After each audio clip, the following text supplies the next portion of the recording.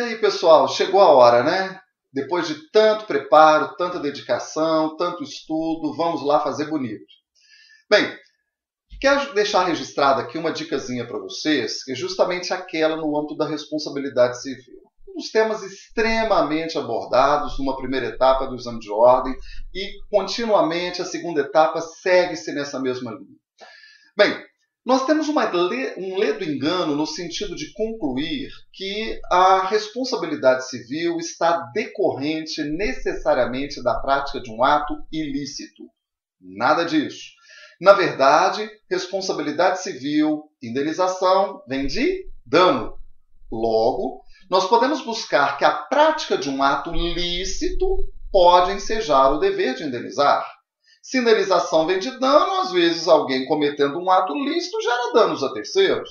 E principalmente no âmbito da responsabilidade de forma objetiva, onde a culpa não é discutida, o que eu preciso?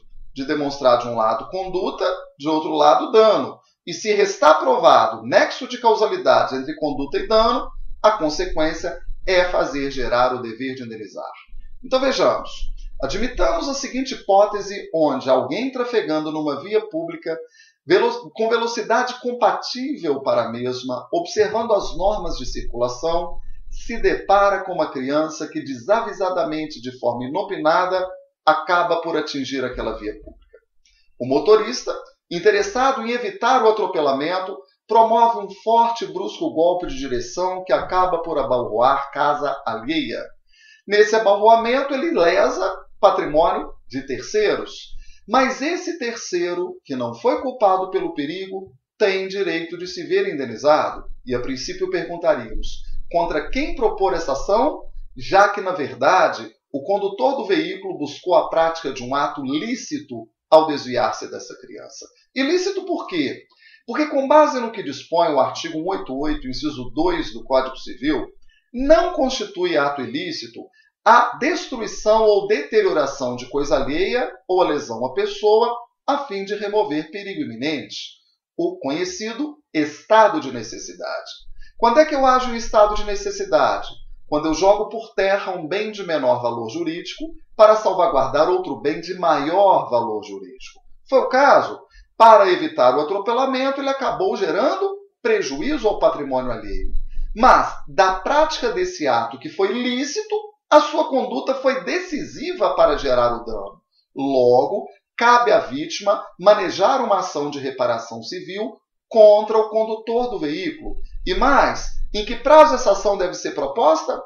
Todo prazo, visando uma reparação civil, será um prazo de prescrição. E como os prazos de prescrição estão reunidos por força dos artigos 205 e 206, o que observamos? Levando-se como base o artigo 206, parágrafo 3º, inciso 5 do Código Civil, esse prazo se dá em 3 anos.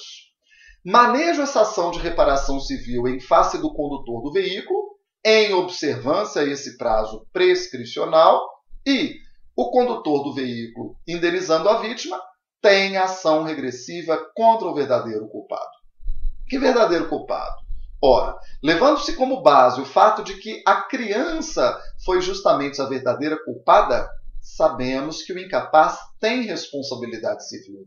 Mas a sua responsabilidade só é tomada de forma subsidiária e equitativa.